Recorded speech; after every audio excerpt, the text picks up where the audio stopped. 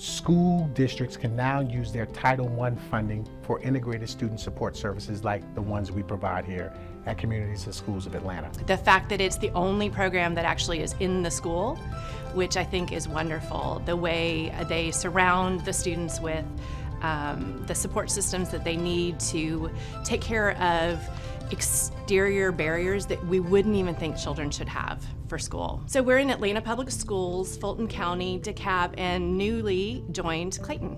I know they serve about 3,000 students in Atlanta Public Schools, and so that is a huge lift for our families that need it the most. And it's individualized. It goes straight to the student, and they follow them. They take care of them. I've seen the best models follow families for years, and especially families who have multiple children, so that they understand the entire case of the family and can help lift the family along with the child in school. We've made tremendous progress in Fulton County schools. We have one cluster of schools called the Achievement Zone that we haven't had the kind of results that those kids deserve. Communities and Schools has taken on that responsibility around that Banneker cluster and really stepped up to serve some of our most needy kids. As you look at the data, 89% of those kids have now been promoted to their sophomore year.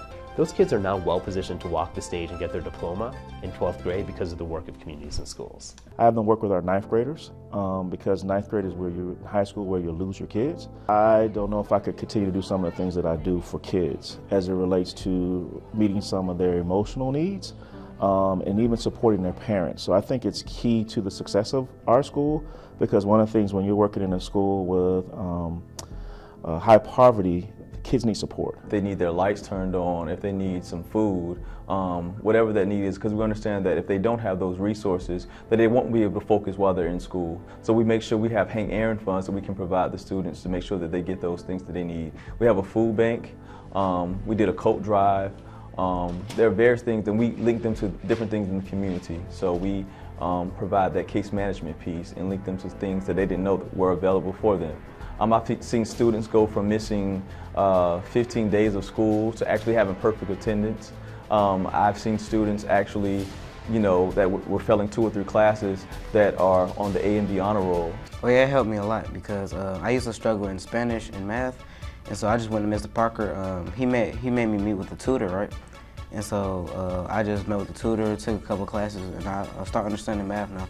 I have a pretty strong beak in the class now.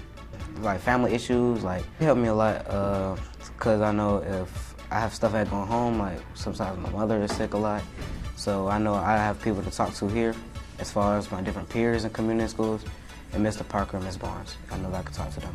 It's helped me get my grades up, that's one thing. It's helped me be more open.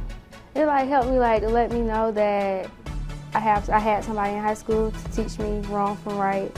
And at home too, not just at high school, but teach me wrong from right and what direction I should go in to be successful and stay in school.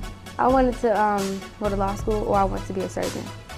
So I have to stay focused, because if I don't, it's not going to work out unless I study, come to school, have good attendance, have a great attitude. We're working with one school, and we're going to look at the data after a year. The person that is there has been so involved with our students. They like him very much. In fact, our students there had done a video, and in that video they talked about him as a support system, and that's very good. He just came there this year, and yet he has established that kind of relationship with our students. First of all, having them in school, their attendance rate is up.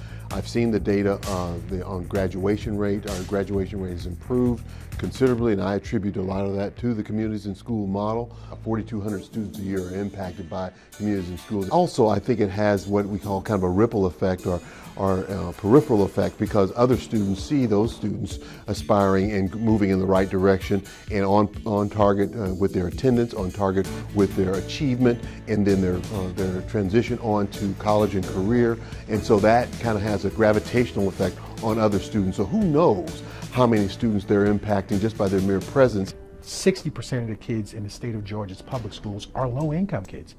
51% nationally, the first time in the country's history that kids of low-income means are the majority of our kids. For every $1 you invest, studies that have looked at our model suggest that there's an $11.40 return of economic impact for the community where that school and that child exists. And that's based on increased graduation rates, it's based on decreased rates of incarceration, and decreased rates of social services that are needed.